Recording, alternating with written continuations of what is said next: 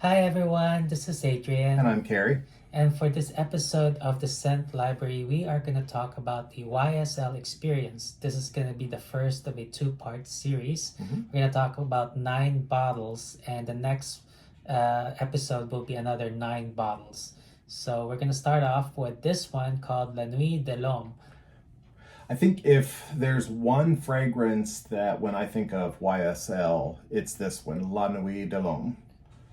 What do you think about this fragrance? Does this one kind of typify YSL for you?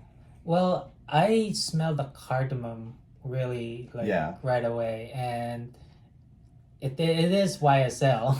Yeah, definitely. YSL does have a sort of a characteristic, well, I don't know, sort of a kind of a classy, sort of a vibe to it, upscale. Well, you could say that about a lot of different fragrances and stuff, but I think YSL has a certain character, and this may be one of the fragrances that, for its designer line, really sort of characterizes YSL and sort of speaks to this is who YSL is. At least, with the sheer number of flankers that this has, it sort of dominates a big part of the market. So, what do you like about this fragrance? Well, I like it. It's something that you could wear at night. Mm-hmm. And I really do like the cardamom when you smell it right away. Yeah, it has a kind of a fresh, sort of spicy, but I don't know if I'd call it a sexy vibe or just a kind of an alluring vibe. It smells really good and it sort of entices you to come in for a little bit more of a smell. Well, so La Nuit de l'Homme, this is an eau de toilette strength, and this came out in 2009. And it was worked on by 3 different pretty significant fragrance designers, Dominique Ropion, Anne Filippo, and Pierre Wargnai. The top note, says there's only one, is cardamom. Yes. Not surprising because that's what everybody remembers about this. And it's a very, like a refreshing, slightly sweet roasted sort of a smell to it. It has middle notes of lavender, cedar, bergamot, and base notes vetiver and caraway. So it's not a million note type of a fragrance like some of them that reach back towards the early 2000s or into the 90s and stuff. It's a somewhat simple composition, but it comes off really nice. This one is, well, there's L'Homme as a series, and it's a kind of a gold or clear bottle with goldish sort of liquid to it, and the top I think is either gold or white.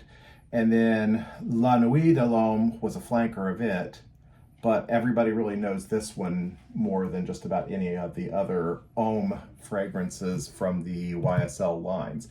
And there are quite a few flankers, and we'll move through a few more of them that we have. Okay. The next one actually came quite a bit down the line from that one, and there's others that came before it.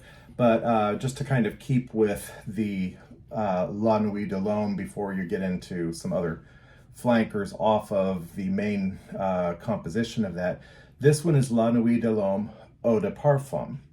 This one came out in 2019, and it doesn't say who was the designer on it.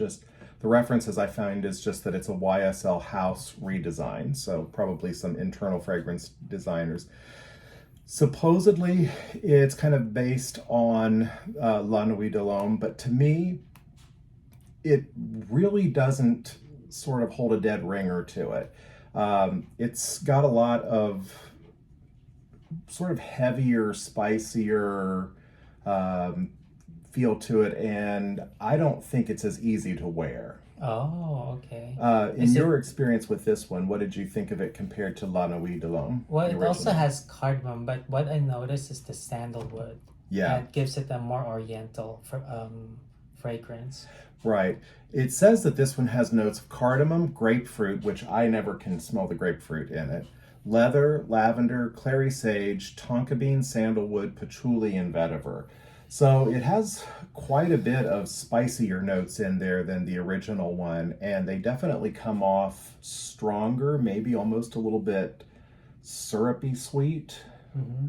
What's your feeling between this one and the original one? Which one do you like better and why?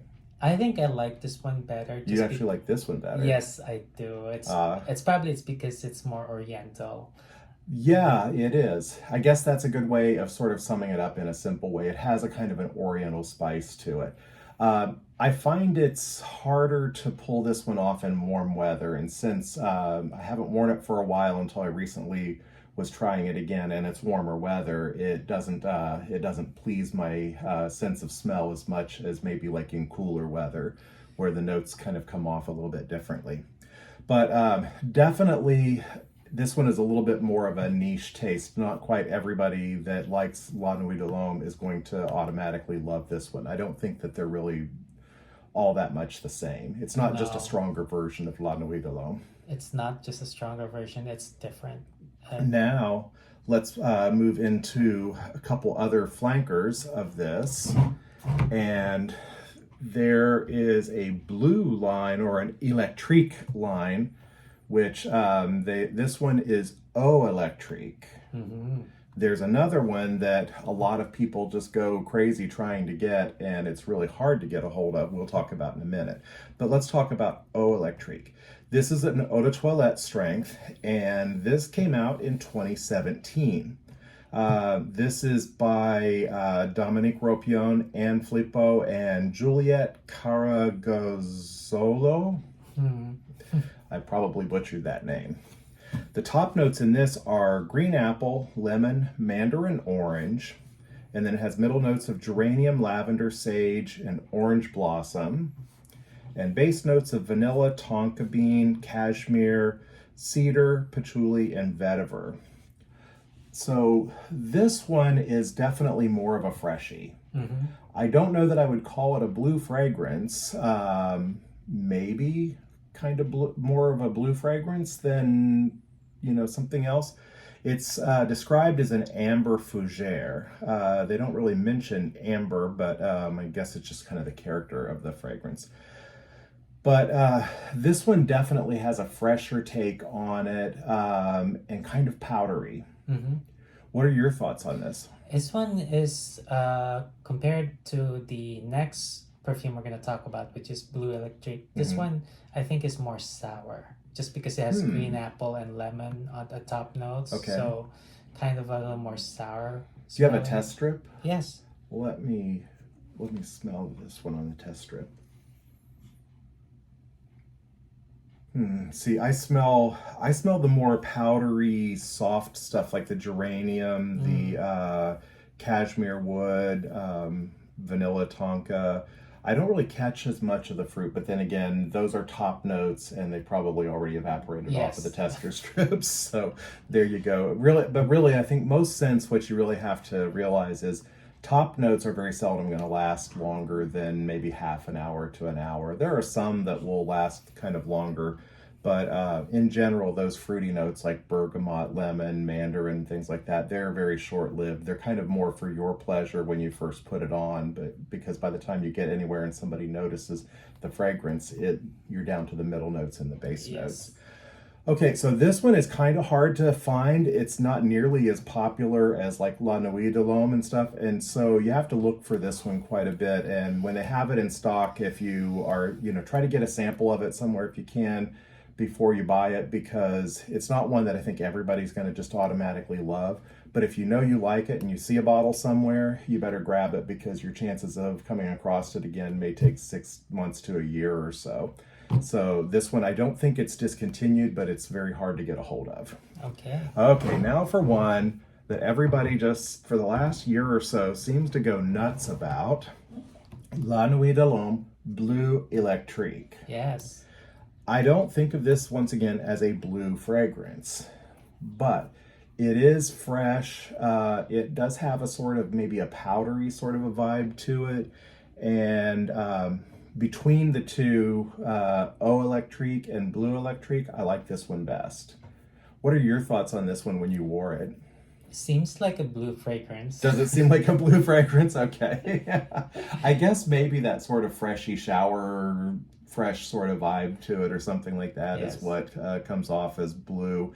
It's sort of hard since there's so many different blue fragrances out there and they've pushed the boundaries on it all different ways. It's hard to say what really was blue to start with. Now I think it's like anything that looks blue in the bottle and smells like freshy is that. What are the things that you've liked about this one? The lavender. The lavender? Yeah. You know, for me, this one is cardamom comes off, and that one sort of reminds me a lot, and this is why a lot of people were just loving this when it first came out, is because the cardamom comes off in almost the same way that La Nuit De L'Homme comes off. And yet it has these other notes of ginger to it that gives it some kind of like a nose tingly, sparkly sort of a feel to it. And it definitely feels maybe like an updated version of La Nuit De L'Homme, like something that, you know, they went back and tweaked it and brought it to a little bit of things that are more modernly appreciated in current times, you know, because La Nuit De L'Homme came out in 2009, so we're like 14 years later, although this one actually came out in 2021, so it's only been out a year and a half or so. Very hard to get a hold of. It seems like it mostly, when you can find it, it's through places in Europe. This one I had to go through several channels to get a hold of. Once in a while, I have been finding that on Fragrance by Canada, and every once in a while on Joma Shop, that they'll have a small shipment of this comes in, and it's there, and then it's like sold out within the one day. Oh, wow. So people are on the lookout for it. Okay, now let's move on to another thing.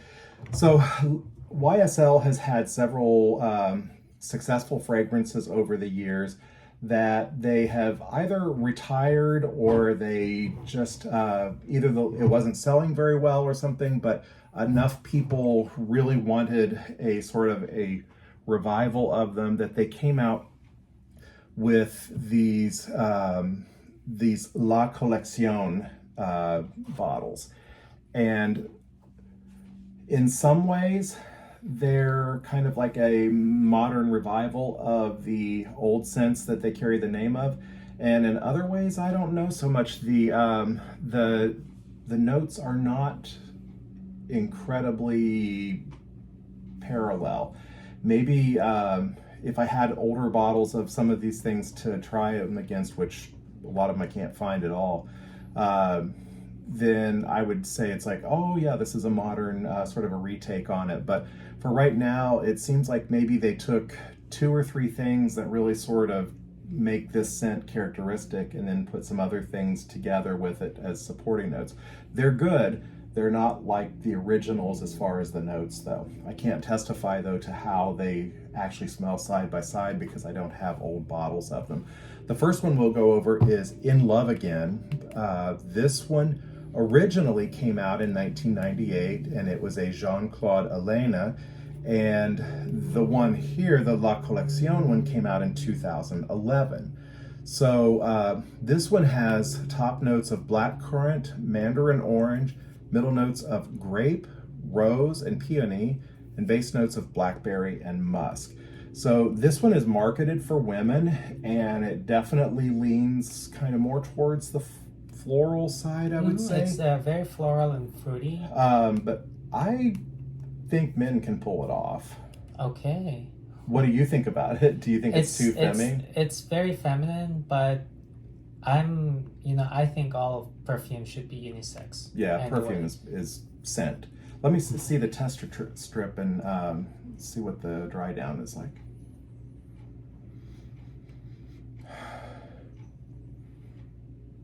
So maybe for typical American tastes, it might lean a little bit more feminine because of the sort of a white floral. But if you're kind of into like Middle Eastern fragrances and stuff, I think this is definitely one that guys can rock pretty well. So the notes that this has in common with the original one are the blackcurrant, rose, blackberry, and musk. This one has top notes of blackcurrant, mandarin orange, middle of grape, rose and peony, and blackberry musk, as I said, in the base notes. So the ones in common are blackberry musk, rose, and black currant. So this one, I do think it kind of maybe pays an homage to the original setup of how the fragrance was arranged. This one is a little hard to find, but it still seems to be out there. You can find it through some online places or through like YSL boutiques.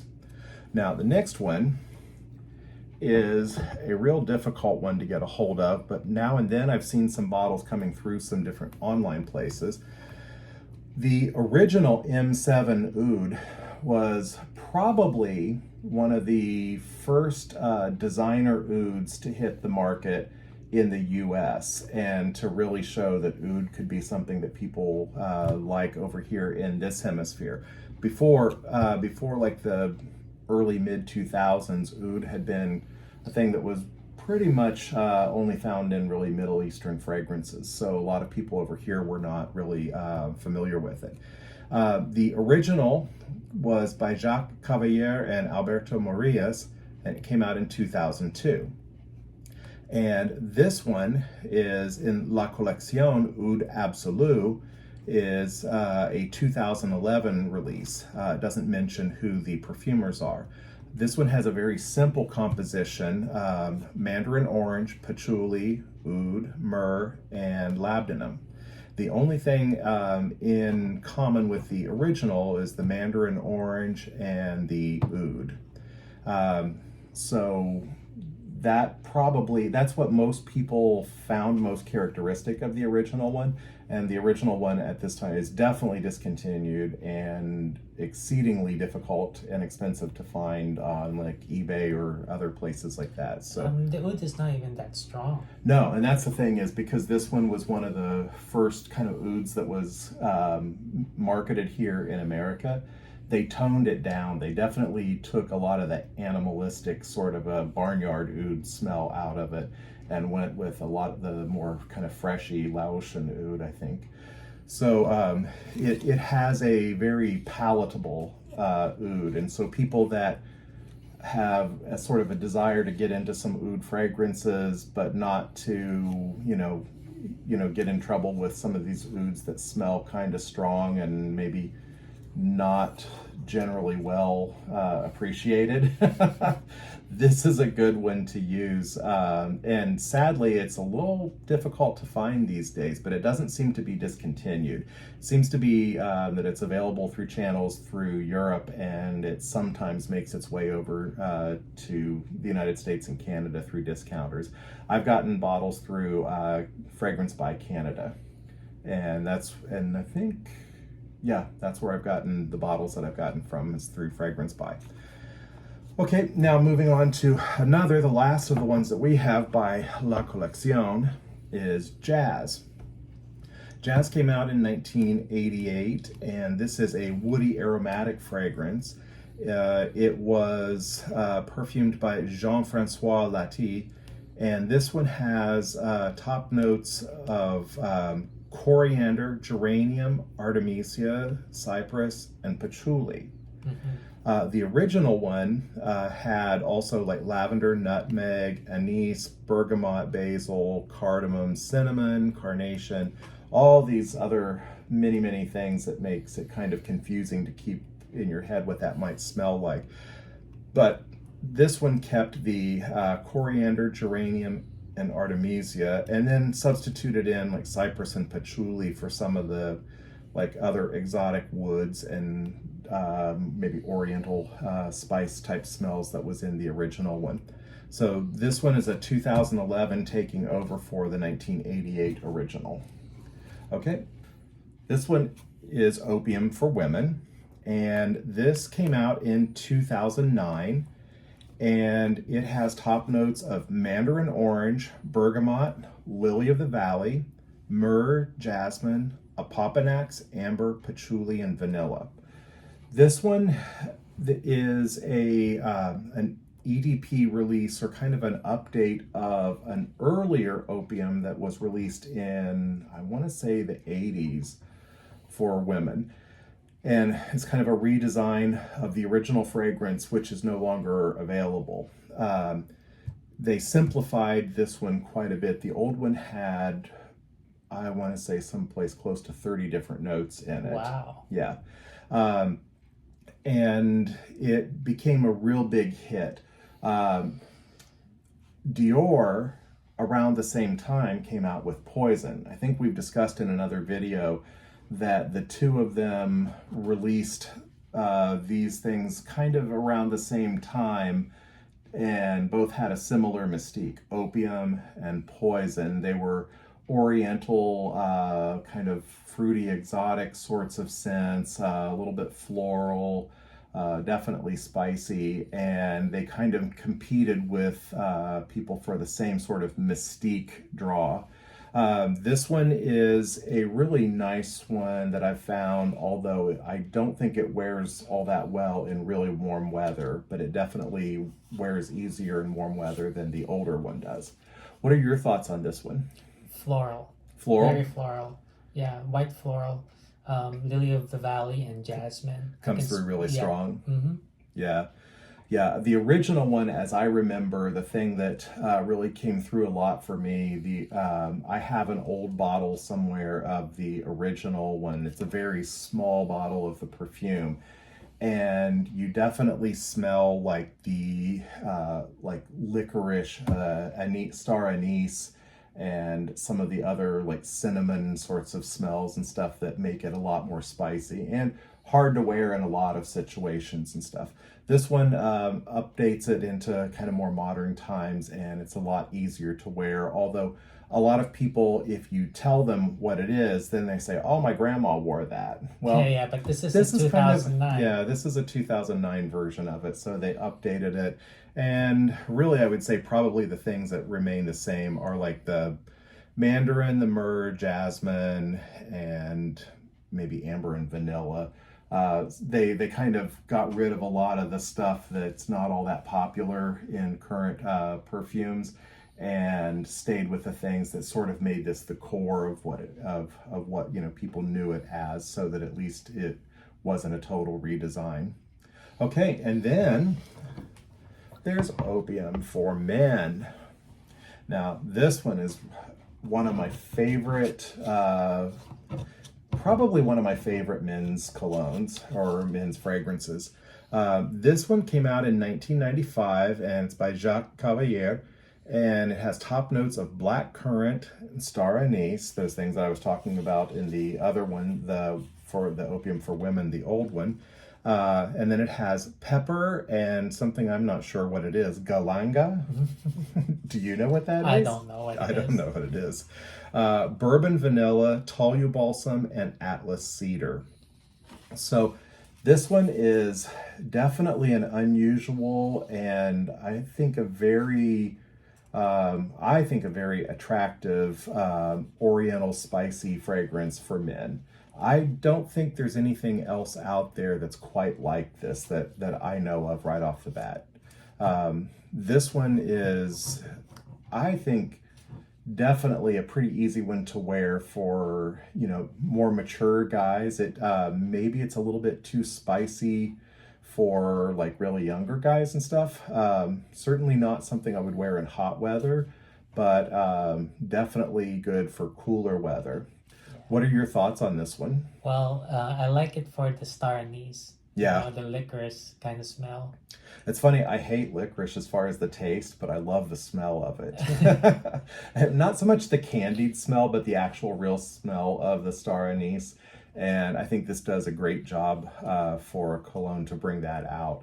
Definitely a real fun one to wear and hard to find. So if you can find bottles of it here and there when they pop into some like online dealers and stuff, grab all that you can, because if you don't like it, you could sell it on eBay, and if you do like it, you'll be happy you got some bottles and be able to stash away to have some on reserve. Okay. All right. Well, that's it for us today, right? Well, that's it for the first 9 bottles, and we'll be back for the next 9 bottles of YSL. So till next time, bye-bye. Bye.